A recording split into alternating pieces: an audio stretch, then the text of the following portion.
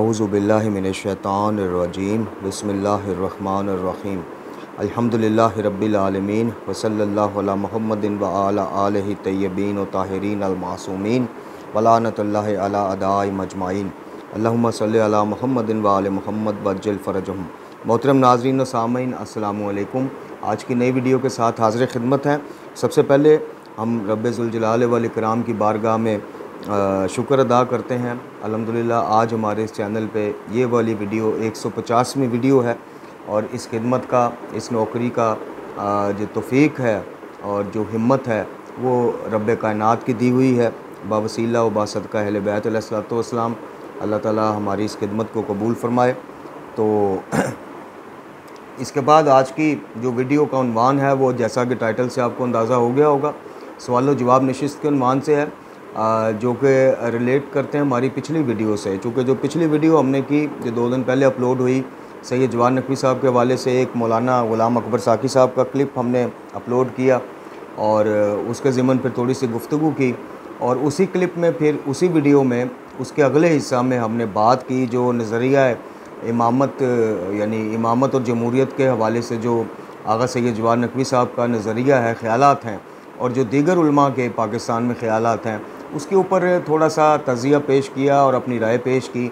और ये एक तालिब इल्माना रिक्वेस्ट की कि इसको कुल्ली तौर पे, इस निज़ाम को, निज़ाम जमहूरियत को आप बातिल कह दें और वोट डालने को जुर्म कह दें, या ये तासर दें, या आगा साहब के, जवान नकवी साहब के जो फॉलोअर्स हैं, चाहने वाले हैं, स्टूडेंट्स हैं, वो सोशल मीडिया पे उनके ऊपर ताने कसें उन लोगों के ऊपर के जो इस निज़ाम जमहूरियत का हिस्सा हैं या जो इस बात से मुत्तफ़िक नहीं है कि पाकिस्तान में जनाब बिल्कुल अलग थलग हो के तो एक निज़ाम इमामत की लिए जदोजहद करनी चाहिए। उनके अपने तहफ़्फ़ुज़ात हैं। वो कि ये एक नज़रिया खालिस्तान तशय्यो नज़रिया है, यानी तशय्यो का सारा दारोमदार जुड़ा ही इमामत से हुआ है। लेकिन क्या इमामत का कॉन्सेप्ट सिर्फ़ यही है, यानी हुक्मरानी? और क्या जमहूरियत के ज़ेर साया जितने उलमा बुज़ुर्गान ज़िंदगियाँ गुजार गए हैं और जो गुजार रहे हैं, या जहाँ जहाँ भी दुनिया में जमहूरियत का सिस्टम है, और बल्कि कई जगहों पे जैसे इस्लामी जमहूरिया पाकिस्तान है, इस्लामी जमहूरिया ईरान है, तो क्या ये कुल्ली तौर पे इसको गलत कहना ठीक है, इसको बातिल कहना ठीक है? तो इस ज़िमन हमने गुफ्तगू की थी और उसमें हमने इस्तदलाल किया था, नहजुल बलागा का हवाला दिया था कि मौला कायनात खुद फरमाते हैं कि एक हुक्मरान का होना बहरहाल लाजमी है, नेक हो या बद हो। फिर इसी तरह जनाब इमाम मूसा काज़िम अलैहिस्सलाम के एक सहाबी ग़ालिबन अली बिन इब्न यक्तैन का हवाला दिया था कि जब उन्होंने बनी अब्बास की शाही नौकरी छोड़ना चाहिए तो इमाम ने मना फरमाया और उनको ताकीद फरमाई कि इसी सिस्टम में रहते हुए तुम मोमिनीन की फ़लाह व बहबूद के लिए कुछ काम करो। तो उस ज़िमन फिर हमें कुछ सवालात व्हाट्सएप पे मौसूल हुए और कहा गया कि जनाब मतलब ये नज़रिया या जिस चीज़ की मैं बात कर रहा हूँ नामुमकिन नहीं है, यानी इमामत को नाफज करना और लोगों की जहन साजी करना। और आपने अपनी वीडियो में कहा कि जनाब कलील तादाद में होते हुए कैसे निज़ाम इमामत को राइज किया जा सकता है। तो इस ज़िमन काफ़ी सवाल आता है। फिर कुछ मोतरज़ हुए हमारे दोस्त के, जनाब इंजीनियर मोहम्मद अली मिर्ज़ा नाम निहाद इल्मी किताबी की वजह से हमने ये ऐलान किया था कि जिनके लब जो हैं उसकी रद में नहीं खुले, उसने तमस्खर उड़ाया इमाम ज़मान जल्लल्लाहु ताला फ़र्ज शरीफ का, तो उनकी हम आज के बाद वकालत नहीं करेंगे।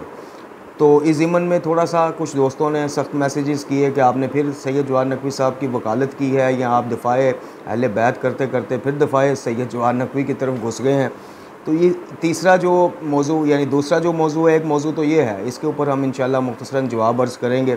दूसरा जो मौजू है वो इन्हीं मौसूफ़, यानी इंजीनियर मोहम्मद अली मिर्ज़ा नाम निहाद इल्मी किताबी साहब, जो अपने ज़ौम में मुजद्दिद भी हैं, इमाम भी हैं, और अपने फॉलोअर्स के नज़दीक वो दर्जा इमामत पर भी फ़ाइज़ हैं, मुजद्दिदियत पर भी फ़ाइज़ हैं।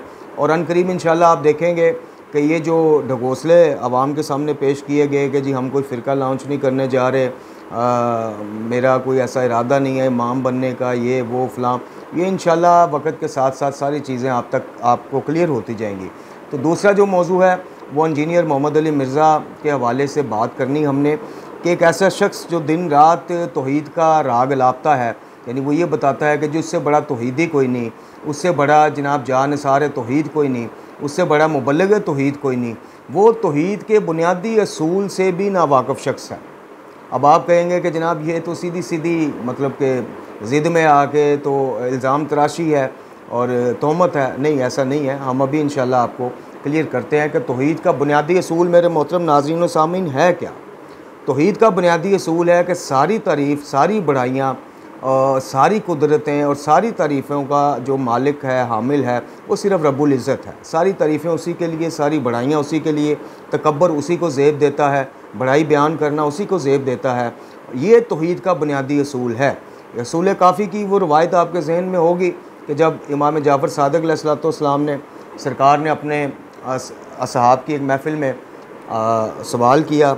जब किसी ने कहा अल्लाहु अकबर, तो इमाम ने कहा कि इसका मतलब क्या है, तो उसने कहा अल्लाह सबसे बड़ा है। तो इमाम ने फरमाया कि गोया कि तुमने कुछ और भी बड़े, यानी तुम्हारे नज़दीक कुछ और भी बड़े हैं जिनमें से सबसे बड़ा अल्लाह है। तो वो बड़ा परेशान हुआ साहबी। उसने कहा जी मौला फिर इसका मतलब, असल मतलब क्या है, या आप क्या कहना चाह रहे हैं। तो इमाम ने कहा कि अल्लाह अकबर का जो मानवी और हकीकी मतलब है वो ये है कि अल्लाह ही बड़ा है, और दूसरा है कि अल्लाह इस चीज़ से भी बड़ा है कि उसकी बढ़ाई बयान करें। यानी हमारी इतनी औकात नहीं है, हमारा इतना वसफ़ नहीं है कि उसकी हकीकी बढ़ाई हम बयान कर सकें। तो ये जो मतलब है अल्लाह अकबर का कि अल्लाह सबसे बड़ा है, यानी कुछ और भी बड़े हैं, उनमें सबसे बड़ा अल्लाह है, ये इमाम के नज़दीक ये बातिल नज़रिया है। इमाम ने असल तौहीदी मतलब और मफ़ाहीम जो पेश किए हैं उनमें से ये सबसे शॉर्ट, मुख्तसरन, लेकिन मतलब के हिसाब से, मानवियत के हिसाब से सारा सबसे जामिया जुमला ये था कि अल्लाह ही बड़ा है। लेकिन अब आप आ जाएं कि जो हमने ये बात की कि मिर्ज़ा इस बुनियादी नुक्ते से ही नावाकिफ़ है, तौहीद के इस बुनियादी असूल से ही नावाकिफ़ है। आपने सोशल मीडिया पे दामने वक़्त में गुंजाइश नहीं, वीडियो लेंथी हो जाती है, लेकिन अल्हम्दुलिल्लाह प्रूफ मांगने पर प्रूफ दे भी सकते हैं, और सोशल मीडिया तो खैर बड़ा हुआ है। आप देखें कि मिर्ज़ा साहब की कितनी ऐसी वीडियोज़ हैं जिसमें मैं, मेरे स्टूडेंट्स, मेरे सब्सक्राइबर्स, मेरी वजह से गामदी को फेम मिला, मेरी वजह से मौलाना इसहाक़ को, डॉक्टर इसरार को, इनको कोई जानता नहीं था, मेरे प्लेटफार्म से अब तस्दीक होगी कि कौन से अकायद ठीक हैं, कौन से नहीं हैं। मेरे साथ बात करनी हो तो मेरे लेवल के जनाब सब्सक्राइबर्स हों, मेरे लेवल की व्यूशिप हो।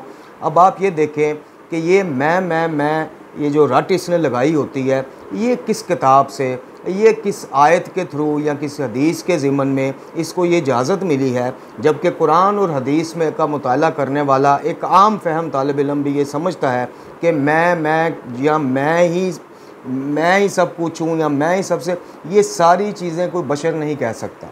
ये सारी चीज़ों का हक़ रब्बे ज़ुल जलाल वल इकराम का, और यही तौहीद का पहला स्टेप है।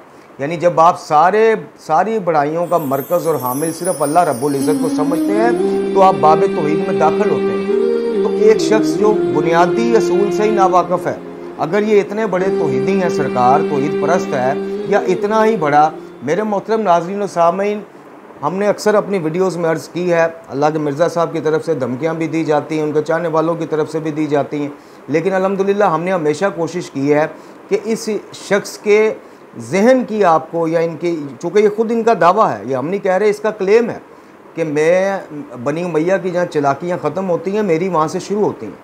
तौहीद हो, अहले बैत अलैहिस्सलाम का नाम निहाद दिफा हो जी, और यहाँ बनी उमैया के मज़ालम का पर्दा हर चीज़ के पीछे इसकी एक लॉजिक है। इसने हर मकतबा फ़िक्र में अपना कोई ना कोई दाना डाला हुआ है। अहले हदीस बरादरान के यहाँ चूँकि तौहीद एक सबसे सेंसिटिव और प्रायोरिटी पर रखा हुआ मौजू है, तो ये उस ज़िमन हमारे बरादरान अहले सुन्नत जो बरेलवी मकतबा फ़िक्र से हैं जी, उसमें चूँकि इश्क़ रसूलुल्लाह सल्लल्लाहु अलैहि वसल्लम और इस तरह की चीज़ों का, तो उस ज़िमन में इनके आप बयानात सुन लें। यानी अब तशय्यो में नज़रिया इमामत है। अब दूसरी बात यह है कि नज़रिया इमामत के ऊपर और तौहीद के ऊपर जो इसकी इल्मी किताबी बातों की मुतज़ाद चीज़ें हैं वो भी आपके सामने पेश करते हैं। तो मकतब तशय्यो में इमाम बनी उमैया के मज़ालम का पर्दा चाक करने का दाना फेंका, नाम ने हाथ दफ़ाए अहले बैत किया। हालांकि उसी दफ़ाए अहले बैत में इसने मौला कायनात अली इब्न अबी तालिब अलैहिस्सलाम की जो है काफ़ी चीज़ों का, काफ़ी फ़ज़ाइल का इनकार किया, खाना काबा में पैदाइश का इनकार किया। ठीक है जी, मौला कायनात की जो बेटी हैं जनाब उम्मे कुलसूम सलामुल्लाह अलैहा, वो एक जो मुतनाज़ा अक़ीदा है बरादरान के और अहले तशय्यो का, उस पर खुल के इसने कहा जी मेरा वोट अहले सुन्नत की तरफ है, यानी खलीफा सानी सुन का निकाह हुआ है जी। मौला कायनात के जो दर खैबर को उखाड़ने वाला वो है, उस पर इसने तमस्कर उड़ाया कि जनाब वो कहानियों में मिलता है, किस्सों में मिलता है, वैसे तो नहीं मिलता, ये है वो है। इस तरह की दीगर बेशुमार चीज़ें, सर इमाम हुसैन अलैहिस्सलाम का नोके नेज़ा पर तलावत करना, जो कि बरादरान के यहाँ भी कई तारीख़ की किताबों में भी है और जिसके ऊपर अक्सरियत उम्मत का अजमा है। ऐनी शाहिदीन मौजूद थे, वाक़या करबला के रावियान मौजूद थे, उसका इसने बरमला इनकार किया, खुलकर इनकार किया। और फिर सबसे बढ़ के ये कि इमाम ज़मा जल्लल्लाहु ताला फ़र्ज शरीफ की ग़ैबत से इसने इख्तलाफ़ नहीं किया, इसने तमस्कर उड़ाया और अपने एक वीडियो बयान में कहा कि जी किसी का व्हाट्सएप मांग लेना, नंबर मांग लेना, ये गुस्ताखी कहाँ से हो गई।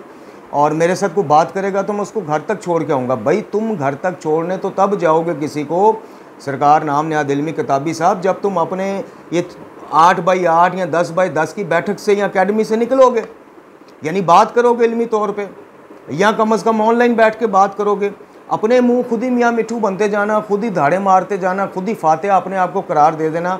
बात करने का मकसद ये है कि इस शख्स का ये मेयार अगर सही मान लिया जाए कि जनाब किसी गायब बंदे का जिसके बारे में अक़ीदा रखा जाए कि फ़लाँ शख्सियत गायब है लेकिन ज़िंदा है, उसका व्हाट्सएप नंबर मांगना गुस्ताखी नहीं है, तो फिर हमें बताइए कि हम जब इससे कहते हैं कि तुम्हें खुदा के वली यानी इमाम महदी अजल्लल्लाहु ताला फ़र्ज शरीफ के ग़ैबत पे तो तुम तमस्कर उड़ाते हो, मजाक उड़ाते हो, इसको अल्लाह की हिकमत या कुदरत नहीं मानने को तैयार हो, तो फिर अल्लाह का जो ये तो अल्लाह के वली का मामला है, तो जो अल्लाह का दुश्मन है, जो अज़ल से अबद तक गायब रहेगा यानी शैतान लईन, फिर उसका अगर कोई गैर मुस्लिम या एथियस्ट उसके तुमसे मांग ले नंबर, तो फिर तुम क्या कहोगे।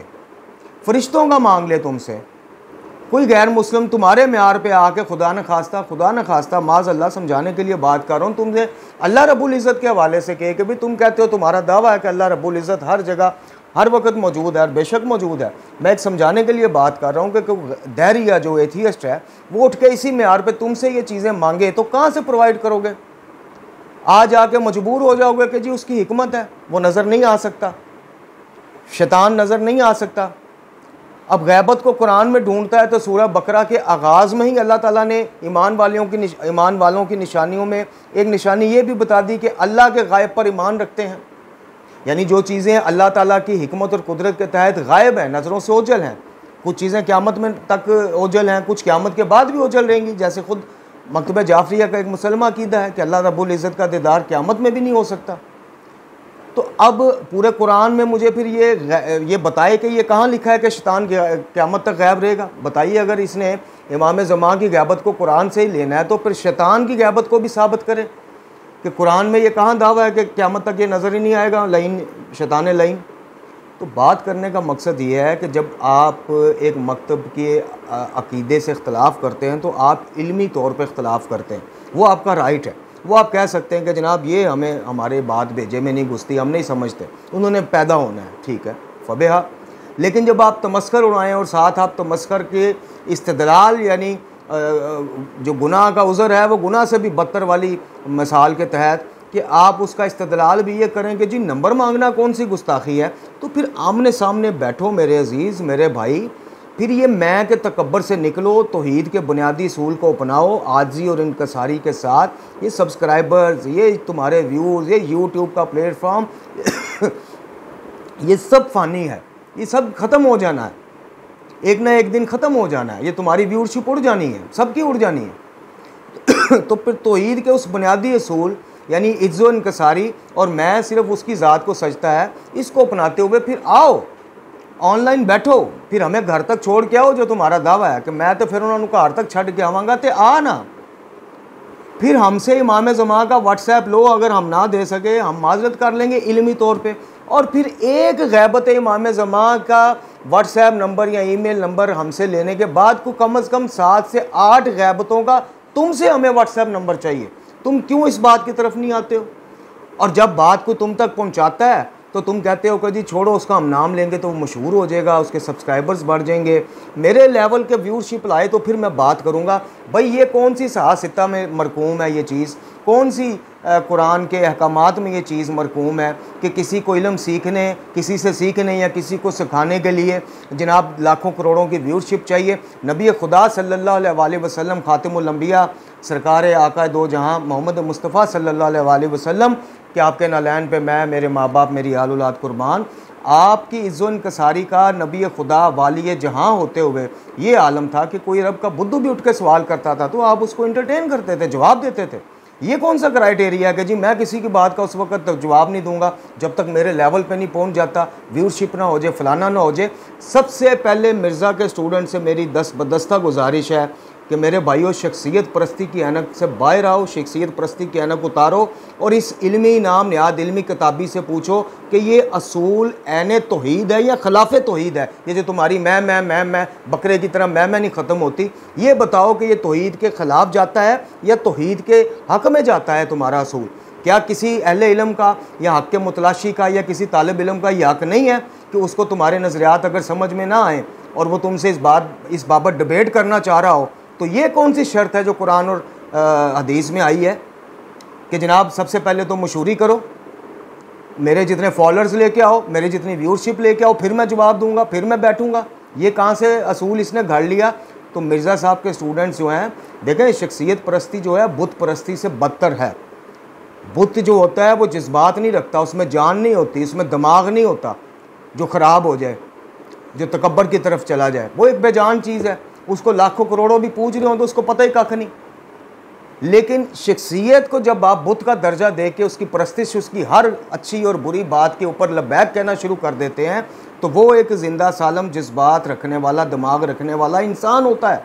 उसका दिमाग ख़राब भी हो सकता है, उसमें रौनत और तकब्बर आ सकता है, वो अपने आप को अकले कुल समझ सकता है। जैसा कि इसने जब यूट्यूब का सफ़र स्टार्ट किया, इसकी हालत देखें, इसकी बातें आप सुने उस वक़्त की और आज की सुने, तो इसका दिमाग ख़राब किया है मेरे अजीज़ों आप लोगों ने, यानी इसके सुनने वालों ने, जिन्होंने, यानी इल्म का खासा ही ये है, इल्म की खूबसूरती ये है इल्मी मुबासों की महफ़िल की कि एक दूसरे से इल्मी सवाल हो। मौला कायनात फरमाते हैं कि सवाल आधा इल्म है। एक हदीस रसूल अल्लाह सल्लल्लाहु अलैहि वसल्लम का मफ़हूम है कि जनाब सवाल जो है आगे इल्म के कई रास्तों की कुंजी है, यानी इल्म के कई रास्तों के दरवाज़े खोलता है। तो इसका दिमाग इस हद तक आप लोगों ने ख़राब कर दिया है कि अपने आप को अक्ल कुल समझना, अपने प्लेटफार्म को कहना कि जो यहाँ से तस्दीक होगा वो अक़ीदा ठीक दुरुस्त होगा, अपने आप को ये कहना कि मेरे लेवल की पहले व्यूअरशिप लाओ फिर मैं बात करूँगा। तो मेरा आम इल्म अहले इल्म से, आम फहम अहले इल्म से सवाल है कि ये क्या अक़ीदा या इसकी बातें ऐन तौहीद हैं या खिलाफ़ तौहीद हैं, फ़ैसला आप ख़ुद करें। अब आ जाएँ इसकी जो इल्मी किताबियाँ मुतज़ाद हैं, यानी आपको इसके क्लिप मिल जाएंगे यूट्यूब पे, कहेंगे तो हम भी आपको इंशाल्लाह व्हाट्सएप कर देंगे, जिसमें ये दावा कर रहा है कि जनाब जितनी गाड़ी तौहीद शिया के यहाँ है उनकी आप दुआए कुमैल पढ़ के देख लें। मैं कहता हूँ, ये उसके अल्फाज है, मैं नहीं कह रहा, ये उसके अल्फाज हैं कि मैं कहता हूँ कि जनाब हमारी सहासिता में ऐसी कोई दुआ या तौहीद के हवाले से वो नहीं है। मशहूर इसका क्लिप है। फिर एक क्लिप में ये कहता है नाजुल बलागा के तौहीदी खुतबे पढ़ लें। सर आप भूल जाएंगे इतनी गाड़ी तौहीद शियों के यहाँ। और दूसरी तरफ ये क्या कहता है क्लिप में कि शियों से मेरा बुनियादी इख्तलाफ ही कीदा तौहीद पे है। जब तक तौहीद पे बात नहीं होगी, सफ़ीन डिस्कस नहीं होगी, फ़लान डिस्कस नहीं होगा, इमामत डिस्कस, यानी ये दो मुतज़ाद चीज़ें देखें कि ख़ुद एक्सेप्ट कर रहा है कि शियों के यहाँ जो गाड़ी तौहीद है वो अहले सुन्नत में भी नहीं है, उनकी एक दुआए कुमैल ही मान नहीं है, ये ख़ुद इसके अल्फाज हैं। और दूसरी तरफ कहता है कि जनाब उनसे मेरा बुनियादी इख्तलाफ ही तौहीद पे है। तो फिर आप बाप बताएं कि अगर हमारी कुतुब में अल्हम्दुलिल्लाह, जो कि हम अक्सर अपनी वीडियोस में भी पेश करते हैं, सहीफ़ा सजादिया की दुआएं पेश करते हैं, फ़रामीन में पेश करते हैं और बताते हैं कि असल तौहीदी चेहरा मकतब का ये है। गालियों को तरफ देख के, जैसे हम बरादरान अहले सुन्नत में मलंग मवाली मुजावरों को देख के तो अहले सुन्नत का वो नहीं देखेंगे, हम अहले सुन्नत के कायदीन की रहबरान की तालीमात पढ़ेंगे। तो मकतब जाफरिया के रहबरान की जो किताबों में तालीमात है वो पढ़ो, और वो पढ़ के मान के कि उन जैसी तौहीद किसी के पास नहीं है, फिर यह कहना कि मेरा उनसे बुनियादी इख्तलाफ ही कीदा तौहीद पे है। अब दूसरी तरफ आ जाए, इमामत के ऊपर जितने ये हमले करता है, यानी कभी ये कहता है अकीदा ख़त्म नबुव्वत से मुतसादम अकीदा है जी, कभी ये कहता है कश्फ और इल्हामी कैफियात जो हैं सब किस्से कहानियाँ ढकोसले हैं, कभी ये कहता है कि जनाब ये शियों का घड़ा हुआ अकीदा है, ये ऐसा कोई अकीदा वो उसमें नहीं है। ये हर उस रवायत को भी जुटला देता है, कुरान की आयत को भी अपने तफसीर भी राय कर लेता है। ऐ मान वालो अल्लाह तुम्हारा वली अल्लाह का रसूल सल्लल्लाहु अलैहि वसल्लम और साहिबान अमर, उसकी तफसीर भी राय ठीक है, दीगर बरादरान भी करते हैं। यानी किसी तरह ये इमामत को एक्सेप्ट करने को तैयार नहीं। अब दूसरी तरफ इसकी मुतज़ाद वो चेक करें, अपने हवाले से हर वो दावा ये क्लेम करता है, यानी कहता है मुझे अल्लाह शरह सदर भी करता है, मेरे सीने में चीज़ें डाल देता है, तो इल्हाम की ये कैफियत है। फिर ये कहता है कि जनाब मेरे से अल्लाह ने मिर्ज़ा को उतारा, यानी ऐसे मुतकब्बराना अल्फाज कि मेरे अर्गी चीज़ छड़ती जरा चीज़ों खोल खोल के दसदा है, बाबियां दी गलत बयानियां तुहाडे अगे लिआंदा है, ए सदीदा में मुजद्दद जनाब मेरे को अल्लाह काम, यही मकतबा जाफरिया में इमामत के लिए चीज़ है। हम ना इमाम को नबी मानते हैं माज़अल्लाह, ना नबी यानी नबी के मनसब जैसा को मनसब इमामत को मानते हैं। हम भी ये कहते हैं कि बाद हज़ूर करीम सल्लल्लाहु अलैहि वसल्लम बाद आका दो जहाँ अहकाम कुरान अहकाम शरीयत की तशरीह और तौज़ीह का काम इमाम करता है, उसकी मुहाफ़ज़त का काम इमाम करता है। अब एक तरफ ये झुटलाता है कि ऐसी कोई चीज़ एग्जिस्ट नहीं करती, दूसरी तरफ ख़ुद से ये मनसूब करता है कि मेरे से अल्लाह ये काम ले रहा है कि मैं अहकामात इस्लाम की तशरीह करता हूँ, खोल खोल के बयान करता हूँ, झूठी किस्से कहानियों को लग और खालिस इस्लामी तालीमात को अवाम के सामने पेश करता हूँ। अपने बारे में ये इसका क्लेम मंजूर है। दूसरा, इसने आज तक किसी स्टूडेंट का मुंह तोड़ा कि भाई तुम मुझे इमाम किस चक्कर में कहते हो, मैं तो अक़ीदा इमामत के ख़िलाफ़ हूँ। तो फिर कहेगा कि नहीं, इमाम से मुराद है कि फ़िक़्ह का इमाम या तारीख़ का इमाम, जो चीज़ों को ठीक करके और गलत मलत चीज़ों को, असली चीज़ों को नकली से जुदा करके आपके सामने पेश करता हूँ, तो उस ज़िमन में मुझे इमाम कहा जाता है। तो यही जब हम मासूमीन के हवाले से अक़ीदा क्लेम करते हैं तो ये शख्स भाग जाता है। तो ये इसकी मुतज़ाद कलाबाजियाँ हैं। तो सबसे पहले मेरी रिक्वेस्ट है मुअद्दबाना और तमीज़ के दायरे में अंदर रहते हुए इसके तमाम सुनने वाले इसके शागिर्दान से कि इसकी मैं ख़त्म कराएं, क्योंकि मैं सबसे पहले अक़ीदा तौहीद के मुनाफी है, उसे टकराती है। आप लोगों को नहीं पता। एक तरफ आप अल्लाह की बड़ाई के कायल हैं, यानी ये दावे ये सिर्फ अल्लाह रब्बुल इज़्ज़त को जचते हैं, किसी किस्म का भी दावा करना। और ये यहाँ पे दावे करता फिरता है कि जनाब मेरा लेवल, मेरे सब्सक्राइबर, मेरे स्टूडेंट, मेरा यूट्यूब, मेरा फलाना, मेरे उस व्यूअरशिप लेके आओ। तो फिर ये सारी चीज़ें अक़ीदा तौहीद के ख़िलाफ़ हैं या उसकी हक़ में है, ये फ़ैसला उसके स्टूडेंट करें।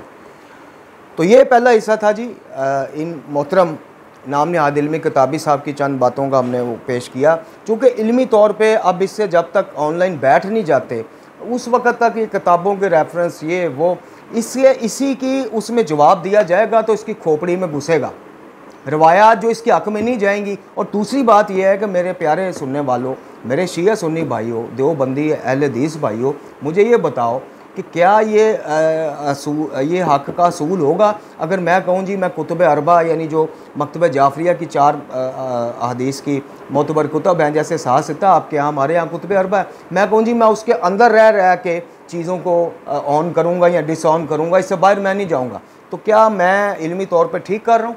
यानी मैं अपने ही मकतब की 4 किताबों से बाहर आके बात करने को तैयार नहीं हूँ। तो ये जब साहसिता से बाहर आने को तैयार नहीं है और फिर हमारा ये चैलेंज भी मौजूद है कि मिर्ज़ा साहब आपके 99.9% नज़रियात का रद्द साहसिता से ही पेश करेंगे, आप एक दफ़ा तैयार तो हो बैठने को, तो नहीं। इसलिए इसके चाहने वालों से गुजारिश है, इसको अंधाधुंध इसकी पैरवी करने वालों से गुजारिश है कि खुदा के वास्ते इसको एक बुत की शक्ल ना दें। ये इंसान है, ये सेल्फ स्टडी करके यहाँ तक आया है, इससे भी गलतियाँ हो सकती हैं। ये भी जनाब तकब्बुर और रऊनत में बड़े बड़े दावे ऐसे कर सकता है कि जो किसी बशर को ज़ेब नहीं देते। तो इन चीज़ों पर इससे इल्मी सवाल पूछा करें। खुदा न खास्ता ऐसा ना हो कि इसका पम्फलेट अंधाधुंध पैरवी का अंजाम पढ़ते पढ़ते आप खुद अंधाधुंध पैरवी के कायल हो जाएं या उसी रास्ते उसी डगर पे आप चल पड़ें। तो ये मामला है जी। दूसरा जो मौजू है हमारा, जल्दी से उसकी तरफ भी चलते हैं। किबला सैयद जवाहर नकवी साहब की वकालत के हवाले से जो बड़ा एक तल्ख़ हमसे सवाल किया गया, किबला के स्टूडेंट्स में से ही कोई हैं जिन्होंने व्हाट्सएप पे ये सवाल किया हमसे, मुश्ताक बसीजी या इस तरह करके उनका नाम है, कि जनाब आपकी समूह से आप वकालत कर रहे हैं आपने तो बात यह है कि सबसे पहले तो आप बुनियादी फ़र्क समझें कि वकालत करना और होता है और किसी के ऊपर इल्ज़ामात लगाना या ज़ातियात पे पर्सनल अटैक करना, इस चीज़ को नुमायाँ करना या इसका रद्द करना या इसकी मुखालफत करना, यह और होता है। हमने पिछली वीडियो में जो सैयद जवाहर नकवी साहब के हवाले से गुफ्तगू आपको सुनवाई एक मौलाना गुलाम अकबर साकी साहब की, उसके ऊपर हमने ये एतराज़ उठाया कि जनाब अगर आप उनके शजरा नसब तक जैसे आप बयान कर रहे हैं वो अगर मिनोअन ऐसा भी है तो ये चीज़ उनको डैमेज नहीं करेगी, उनकी फेवर में जाएगी और जाती है कि एक बंदा कन्वर्ट होकर फिर सिर्फ वो मजलिसें और महफिलें नहीं पढ़ता रहा, उसने कुछ इल्मी इक़दामात उठाए मकतब के लिए। अब उससे आप इख्तलाफ कर सकते हैं, उस तरीक़ाकार से इख्तलाफ कर सकते हैं, वो अपनी जगह है। तो वकालत करना ये होता है या शख्सियत परस्ती का आलम ये होता है, जो मैं पिछली वीडियो में भी आपको बताया था कि सैयद जवाहर नकवी साहब की जैसे दीगर हमारे दोस्त अहबाब हैं या कुछ चैनल हैं लाइव सेशन वाले जी, कि सैयद जवाहर नकवी साहब की कोई बात हमें इल्मी तौर पे हज़म हो ना हो, लेकिन हम सिर्फ इसलिए कि चूँकि जवाहर नकवी साहब ने कहा है हम उसकी जनाब तायद करें या उसका प्रचार करें। तो ऐसा तो हमारी पिछली वीडियो में साबित हो गया, यानी पिछली वीडियो के आखिरी हिस्से में नज़रिया इमामत और जमहूरियत के ऊपर खुल के हमने अपने तहफ़्फ़ुज़ात बयान किए और बताया कि जनाब इस बाबत हम दीगर उलमा के जो ये कहते हैं कि जनाब ये नज़रिया इमामत का ख्वाब भी अच्छा है, उसकी जुस्तजू भी अच्छी है, सब कुछ अच्छा है, लेकिन जब तक वो उसमें अमल में नहीं आता तो शिया कौम को कट के मुआशरे से नहीं रह जाना चाहिए। इसी सिस्टम में रहते हुए कोशिश करनी चाहिए कि कुछ अपने मुतालबात मनवाने के लिए, कुछ अपना आप मनवाने के लिए कि हम भी एग्जिस्ट करते हैं, हमारे भी कुछ हकूक़ हैं, किसी न किसी सियासी पार्टी या जमात से वाबस्तगी मजबूरी बन जाती है। और ये सिस्टम जो है ये सरासर भी खिलाफ़े उसमें नहीं है कि बिल्कुल गैर शरई है। तो ये सारी चीज़ हमने पिछली वीडियो में बताई। एक सवाल हमसे ये भी किया गया कि जनाब क्या इमाम की हुक्मरानी आपको मंजूर नहीं और अपने जैसे गुनाहगार। और तो बात यह है कि सबसे पहले तो आप तारीख़ का मुताला करें, इमामों से पहले भी अंबिया का आप मुताला करें कि हर नबी हुक्मरान तो नहीं हुआ। 3 से 4 अंबिया ऐसे मिलेंगे आपको, जनाब दाऊद हैं, जनाब सलमान हैं, जनाब यूसुफ हैं अलैहिमुस्सलाम, कि वो हुक्मरान रहे, तख्त नशीन रहे, उनको यानी नबूवत के साथ साथ हुकूमत भी मिली। बाकी अंबिया ने जनाब हुकूमत से हट के अपने तबलीगाती काम सर अंजाम दिए, उसी सिस्टम में रहते हुए लोगों को अपने तरफ मुतवज्जो किया, इलाही पैगाम पहुँचाया। फिर आप आगे आ जाएँ आइमा इत्तहार के जनाब मौला कायनात और जनाब इमाम हसन मुज्तबा अलैहिस्सलाम के द्वार के बाद किसी इमाम को ज़ाहिरी हुकूमत नहीं मिली। बनी उमैया और बनी उब्बास की जबर व तशद्दुद से भरपूर हुकूमतों में रहते हुए कार तबलीग अंजाम दिया और कभी उकसाया नहीं। उकसाना तो दूर की बात है, जब लोग आपको आके कहते थे कि जनाब आएँ कूफे की गलियाँ भर देंगे, आपका आके बनी बास कैसे गासिब हो गए, तो इमाम उनको फिर मुख्तलिफ़ मिसालों से समझाते थे कि जनाब जो आपका दावा है और जो आपका अमल है इनमें तज़ाद है, तो इसलिए आप जाएँ, हमें इस तरह की हुकूमत की ज़रूरत नहीं है। तो इमाम का हुक्मरान होना बेहतर तो है, यानी इमाम वक़्त से ज़्यादा अहल हुक्मरानी के लिए कोई शख्सियत नहीं होती, इसमें कोई शक नहीं। लेकिन अगर इमाम हुक्मरान नहीं है तो इनसे इमाम के फ़ज़ाइल अज़मत में कोई फ़र्क नहीं पड़ता। अगर वो हुक्मरान नहीं भी हैं तो वो इमाम हैं। तो इस चीज़ को ज़रा थोड़ा समझने की ज़रूरत है। और सबसे बड़ी जो मैंने मिसाल आपको पिछली वीडियो में भी दी थी कि अगर ऐसा होता कि हमने बगावत ही करनी है इमामत के अलावा जो भी निज़ाम राइज है, तो फिर इमाम मूसा काज़िम अलैहिस्सलाम ने अपने उस सहाबी को नौकरी छोड़ने से, रिज़ाइन देने से क्यों मना फरमाया था। तो इन चीज़ों के ऊपर थोड़ा सा गौर करने की ज़रूरत है। एक और सवाल हमें मोहतरमा रहीला साहिबा ने भिजवाया था कि हम अक्सर वीडियो में कहते हैं या अपने कम्युनिटी टैब में पोस्टों के ज़रिए पैगाम देते हैं या व्हाट्सएप पे भी कि जनाब अकायद के हवाले से जो है वो आप यानी मुज्तहिदीन को या बुज़ुर्गान को नहीं देखेंगे, आप कुरान और रवायात अहले बैत को देखेंगे। तो ये तो वो कह रही हैं कि अखबारियत ही की दूसरी शक्ल है, असूली उलमा या उनसे तो हट के ये फिर आप नज़रिया यानी आप अखबारी हैं छुपे हुए, तो आप खुल के बताएं। तो बात यह है कि जनाब मैं क्या मुज्तहिदीन, मेरी तो खैर औकात ही कोई नहीं है, ना 3 में ना 13 में, ना अच्छे तालिब इल्म, ना उस्ताद, ना आलम। लेकिन मुज्तहिदीन भी जो हैं अकायद के ज़िमन में अखबारी हैं, वो भी अकायद के ज़िमन में तकलीद के कायल नहीं है। अकायद के ज़िमन में अखबारियात यानी ख़बरों को देखा जाएगा जो कुरान और अहले बैत के उस तक हम तक पहुँची उनके वसीले से। अकायद में तकलीद नहीं देखी जाएगी, अकायद में चलती ही अखबारियत है। और मेयार कुरान को करार देने का मकसद भी मासूमीन अलैहिस्सलाम का यही था कि एक दूसरे की अंधाधुंध तकलीद ना करना, कोई चीज़ खिलाफ कुरान मिले चाहे हमारे नाम से मिले उसको ठुकरा देना, और जो चीज़ ऐन कुरान के मुताबिक मिले उसका सिलसिला इसनाद कमज़ोर है, नहीफ़ है, कुछ भी है, लेकिन कुरान के ऐन मुताबिक है तो उसको अपना लेना। तो ये अखबारियत का जो सिलसिला है ये फ़िक़ी अहकामात के हवाले से तो आपका एतराज़ वैलिड बनता है अगर हम इस किस्म की बात करें कि हर बंदा उठ के ख़ुद कुरान वाले बैत की तालीमात में से मसले निकाले। लेकिन अकायद के ज़िमन में तो मुज्तहिदीन ख़ुद अखबारी हैं, यानी ख़ुद वो तकलीद के कायल नहीं है। किसी एक मुज्तहिद का फतवा दिखाएँ आप कि अकायद में तकलीद है, नहीं है। तो इसलिए इस फ़र्क को, बुनियादी फ़र्क को समझें। और तीसरा जो आखिरी सवाल है वो ये है कि जनाब जो सैयद जवाद नकवी साहब के हवाले से वो भी सवाल बिलोंग करता है कि जनाब आपने फरमाया अपनी एक वीडियो में, जैसा मैंने पहले भी अर्ज़ किया, कि सैयद जवाद नकवी साहब हाफ़िज़हुल्लाह ताला से इल्मी इख्तिलाफ़ हो सकता है और ये है वो है। तो उसकी दलाइल आपकी पिछली वीडियो में नज़रिया इमामत और इसी जमहूरियत के हवाले से बड़े कमज़ोर थे, तो उसको भी मैंने अपने इसी हिस्से में जो इससे पहले गुफ्तगू की उसमें कवर करने की कोशिश की। एक दफ़ा फिर वज़ाहत कर देते हैं कि हम सैयद जवाद नकवी साहब के नज़रिया इमामत के या नफाज इमामत के या उसमें इमामी एक हुकूमत के हम खुदा न खास्ता वो नहीं है। हम अर्ज़ ये करते हैं कि पाकिस्तान में सबसे पहले तो आप तनासब देखें शिया आबादी का, फिर उस शिया आबादी में भी आप वोटिंग करवाएँ, रेफरेंडम कराएँ कि कितने के लोग वलायत फ़कीह की हुकूमत के निज़ाम से मुत्तफ़िक हैं। यानी जो ईरानी मॉडल एक वो है, ईरान में वो एग्जिस्ट करता है, एक इनकलाब आ गया और इमाम खुमैनी रिज़वान अल्लाह ने एक अपनी पूरी ज़िंदगी का समर उनको अल्लाह पाक ने दिया, उनकी मेहनत और जदोजहद का। लेकिन पाकिस्तान में मामला कुछ और है। पाकिस्तान में पहले आप ज़हन साजी कीजिए, मकतब तशय्यो ही 100% इस निज़ाम पे मुत्तफ़िक नहीं है, तो अब गैर तशय्यो को कैसे मुतवज्जे करेंगे? कॉन्फ्रेंसों में दीगर उलमा का आ जाना, महफ़िलों में आ जाना, बैठकों में आ जाना, ये और चीज़ है। लेकिन निज़ाम के तौर पे क्या आप क्या समझते हैं कि ये इतनी आसानी से डाइजेस्ट हो जाएगा लोगों को? नहीं होगा। तो इसलिए कुल्ली तौर पे इसको हराम करार ना दीजिए, कुल्ली तौर पे वोट डालने को जुर्म ना मत गर्दानिए। ये चीज़ कहीं से भी साबित आप नहीं कर पाएंगे कि निज़ाम इमामत के अलावा कोई भी निज़ाम हो तो आप अलग थलग होकर बैठ जाएँ। आइमा की रविश ऐसी नहीं रही, आइमा की तरबियत ऐसी नहीं रही, आइमा की सीरत ऐसी नहीं रही।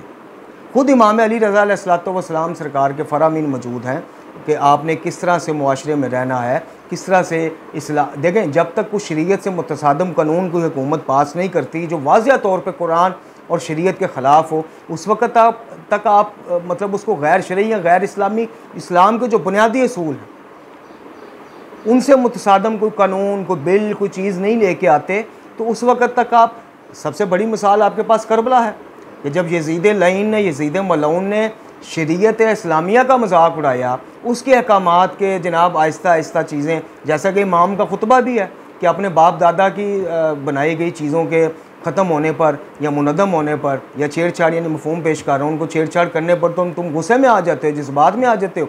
यहाँ पे शरीयत को पमाल किया जा रहा है और तुम खामोश हो। तो सबसे बड़ी जो आइमा की रविश में चीज़ मिलती है कि यज़ीद लईन ने जब शरीयत को बिगाड़ना शुरू किया, जब उसने बरमला कहना शुरू कर दिया कि कोई वही नहीं आई, कोई रसूल नहीं सल्लल्लाहु अलैहि वसल्लम, ये बनी हाशिम ने जनाब हुकूमत के लिए सब कुछ, उस वक़्त तक इमाम ने आइमा इत्हार में से ये रविश रही है कि खुल कर फिर वो भी मैदान में नहीं आते। अपनी ज़ात पे जुल्म होता रहे, अपने हकूक़ गज़ब होते रहे, तो आप खामोशी से वक़्त काटते हैं। अब बाकी आइमा के दौर में, यानी बाद अज़ करबला, ये चीज़ें नहीं हुई, शरीयत को छेड़ने की किसी को जुर्रत नहीं हुई उस तरह से, तो आप देख लें कि आइमा इत्हार ने उस तरह से वो नहीं किया। तो इन चीज़ों को समझने की, और इसमें अगर कोई मुतज़ाद राय रखता है तो इसको एक इल्म का हुसन समझते हुए एक्सेप्ट करने की, हज़म करने की ज़रूरत है, ना कि बिल्कुल आप जनाब सोशल मीडिया पे अपने बुलडोज़र चला दें और जमहूरियत के हामियों को बिल्कुल आप इमामत का मुनकर बना के पेश करें। खुदा न खास्ता जमहूरियत का हामी जो बंदा है जनाब, जो तहफ़्फ़ुज़ात रखता है, उसको आप बिल्कुल कहें कि जी ये इमाम ज़मान अजल अल्लाह ताला फ़र्ज शरीफ की हुकूमत ही नहीं चाहते, ये भी ज़्यादती है। ये मैं गुजारिश करूँगा जवाहर नकवी साहब के चाहने वाले और उनके स्टूडेंट्स वगैरह से कि एक एक्सट्रीम लेवल पे ना जाएं, तो आप संद उसके ऊपर ना जाएं, गुंजाइश रखें। आप ज़हन साजी कैसे कर पाएंगे? आप मुझे कैसे कायल कर पाएंगे जब आप शुरू में मेरे पे फतवा लगा देंगे कि मैं दुश्मन इमामत व निज़ाम इमामत व वलायत हूँ, तो मैं तो आपके साथ बैठने को तैयार नहीं होऊंगा। तो बाकियों का भी यही हाल होगा। जब आप गुंजाइश ही नहीं रखेंगे, स्पेस ही नहीं उनको देंगे, तो आपसे मुखातब किस तरह से, मुबाहिसा किस तरह से होगा? तो ये सारी चीज़ें हैं, इन पर गौर करने की ज़रूरत है। अल्लाह करीम से दुआ है कि हमें तालीमात कुरान वाले बैत से मुतमस्सिक रखे, उनको पढ़ने, समझने और अमल करने की तौफ़ीक़ अता फ़रमाए, हमें सानियाँ दे, सानियाँ बांटने की तौफ़ीक़ अता फ़रमाए, इमाम ज़मान अजल अल्लाह ताला फ़र्ज शरीफ के ज़हूर में ताजील फ़रमाए, अल्लाह ताला हमारा ख़ात्मा बिल ईमान फ़रमाए। ला हौला वला कुव्वता इल्ला बिल्लाहिल अलीयुल अज़ीम व सल्लल्लाहु अला मुहम्मदिन व अला आलिहि तय्यबीन व ताहिरीन अल मासूमीन।